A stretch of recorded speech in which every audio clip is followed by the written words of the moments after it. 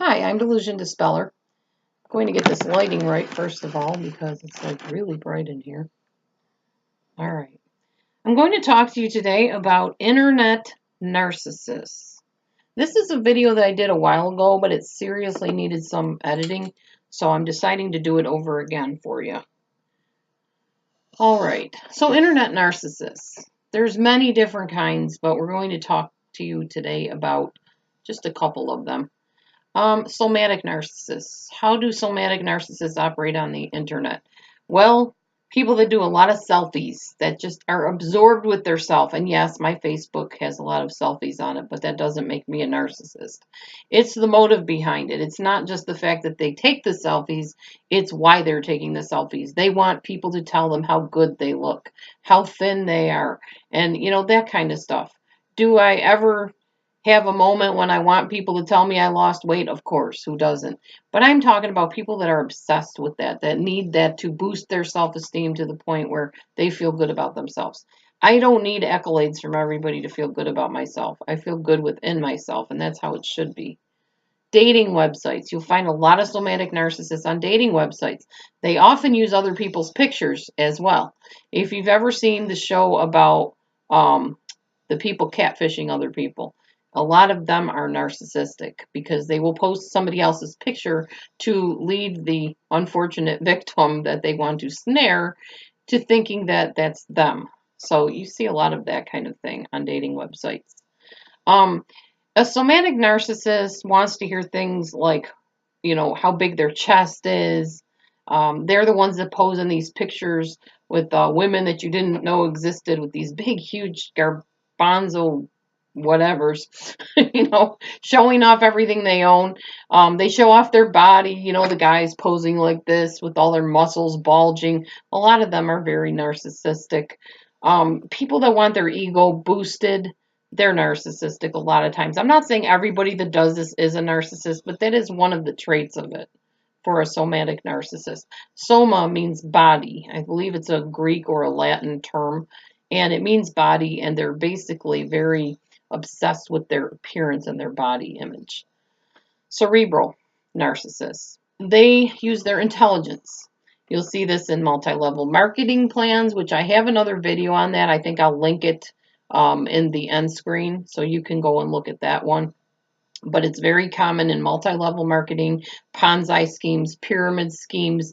You'll get into the business, they'll be your best buddy, and then they start driving you, telling you if you don't make this money, you're going to go under and you're not going to be at the top. And a lot of that will bring narcissism into it, where you start feeling like an object, that you're just there to make this person rich and popular and whatever, and they really don't care about your success except as it affects them. Narcissists that are cerebral often are very brainy, very intelligent people. I'm not saying narcissists are stupid or ignorant. They're very cunning. Therefore, they have to have a level of intelligence to know how to snare people without the person knowing they're getting caught. They have abilities, like I said, that make them tons of money sometimes, and sometimes they brag about having tons of money that they don't really have. So it's kind of bragging about an ability or something that you have without actually having proof of it. So there's a lot of that on the internet as well.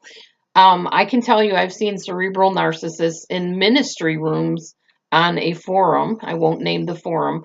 There's many online forums where you can see this, where they're up preaching and saying they are apostle so and so and prophet this and that, and they have gotten a word directly from God for you, and that they are the top of their class, and all the other prophets are false prophets or false apostles and false teachers, and you should listen to them because they're the only ones that have the truth, and you need it, and they can help you. You see that in all different religious backgrounds and different spiritual, what's the word I'm looking for? I want to say apprehensions, but no, they give you apprehension, but no, spiritual proclivities is what I'm trying to say. People that are, into the new agey thing, you may see that with a new age guru. There's one out there that says he's Jesus. So he's from Australia. There's another lady on a certain forum that I know of that declared herself an apostle and a deliverance minister and an exorcist, and that she had all the answers to get you free. There's people that use psychology and narcissism mixed together that will try to convince you that you have multiple personalities that they can help integrate for you. I've actually gone through that personally with somebody online thinking I had multiples and they were going to help me bind them into one personality. And the truth was, I never had multiple personalities, but they made me think I did so that I would have reliance and dependence on them to get free of it.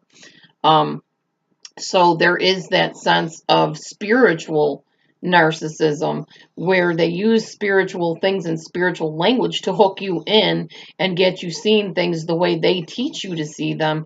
And then you have no right to decide things on your own and make decisions for yourself about what you believe. And pretty soon you forget what you believe and you're believing what they tell you to believe. And eventually you just fall out of believing anything. You're like, well, I don't want anything to do with that. That person hurt me and then deserted me and left me. So I don't want anything to do with that belief system. So they do that a lot too. I've been through that, as you probably know from watching my other videos. A lot of times spiritual narcissists will brag about having ministries, and when you get to know them up close and personally, they have nothing to show for it. You don't see any evidence of a ministry. It's just a pipe dream in their mind. Nobody knows what this ministry even is supposed to be. They've never heard of it. There is no such thing. You don't find the building. You don't find the people or the group.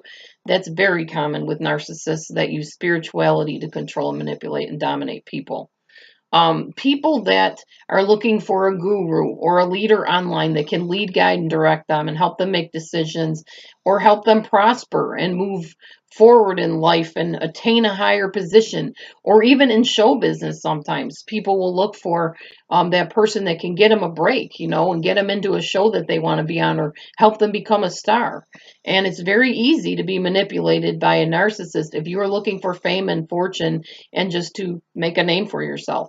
So be careful if you're looking for a career in like show business, TV, movies, or even to get into a ministry or a group or anything like that. You got to be very careful and learn what the red flags are and run the other way when you see them. All right.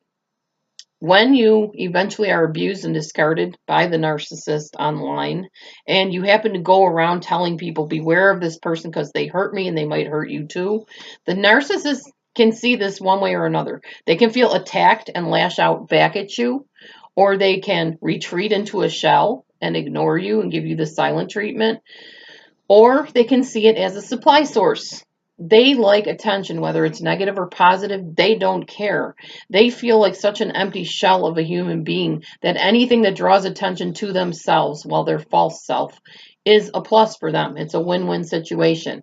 One of those people I'm thinking of is a very well-known actor that I actually saw a video about where he was saying things about his drinking habits and his alcoholism and his addiction and how it was such a good thing and he was so cool because of it. Well, that's how a narcissist sees things. If you give them the attention and the limelight or the spotlight or the interview, they see that as narcissistic supply. Now I can tell how wonderful I am, even though I'm sinister. I'm going to look wonderful because people will be like in awe of me or disgusted with me. But either way, it's going to bring the spotlight onto me because that's what they're about. Narcissists can sometimes become paranoid when you confront them, especially if it's in public. They will often disappear off the internet entirely. What happened to Pastor so-and-so or Prophet whatever? He's gone. Nobody knows. Nobody's heard of him. Nobody's heard where he's at or she.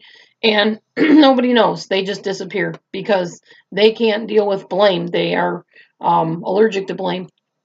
Pardon me. And if their character is in question, that definitely pulls down that false shield that they put around themselves of portraying themselves as this person to the public, but really they're this person in private.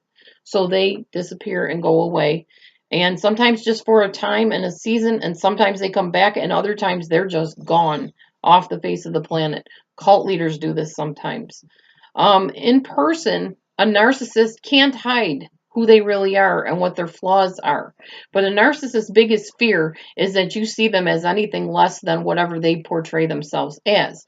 So it makes sense that they use the internet to hide behind because they can be anybody they want to be on the internet. And in person, they can't because you know as well as I do, you're more likely to catch something that somebody says or does that kind of sets you off and makes you go, I don't know, that didn't sound right. That sounded hokey to me. If you're in person with that person, because you see their body language, you hear the intonation in their voice better. It's a clearer demonstration of what's before you when you're face to face versus on the internet where somebody can pretend they're anybody they want to be. So they hide behind things on the internet. They use lies. They use false photos, false information. They paint themselves to be this wonderful person that they're really not. If you get up close and personal with them, believe me, I know.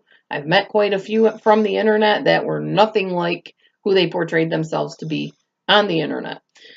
So anyhow, yeah, so they react to pressure by disappearing or lashing out. Sometimes they will smear you. They will tell all your friends that you did such and such that you never did, and people will pull away from you. You'll know your friends are like not as being as friendly with you or are acting suspicious around you. Probably the narcissist going and bad mouthing you. Let's see here. It's all about supply. It's all about narcissistic supply with the narcissist. And if the person they pull into to their little net can give them that while they are giving them that, they will be their best friend ever. They will be their partner in crime or in ministry or in whatever thing they're involved in. And as you know, there's the idealization phase and then the discard phase and the replacement phase. The fact is, they don't care about you. What they care about is attention, admiration, praises of other people, painting themselves to be what they think they would like to be, what they know they will never be if they don't get their act together, which most narcissists don't. They want to hear that you're wonderful and you're so successful and how can I be like you? Because inside they feel inadequate, unworthy, just helpless and useless and like an empty shell. So the narcissists, no matter what kind they are, use the internet to project to people the way that they want people to see them. And when that person does not see them that way anymore, there is hell to pay. Anyway, I thought I would share that with you. Thanks for watching. If I can help you in any way, my name is DelusionDispeller. You can reach me at DelusionDispeller@gmail.com. I do offer paid sessions. We'll discuss that when you write me.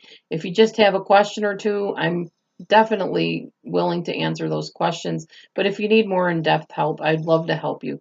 Just give me an email anytime at DelusionDispeller@gmail.com, and I will see you soon on the next video. Have a great day, and don't forget to subscribe so you don't miss any of the upcoming videos. God bless. Bye-bye.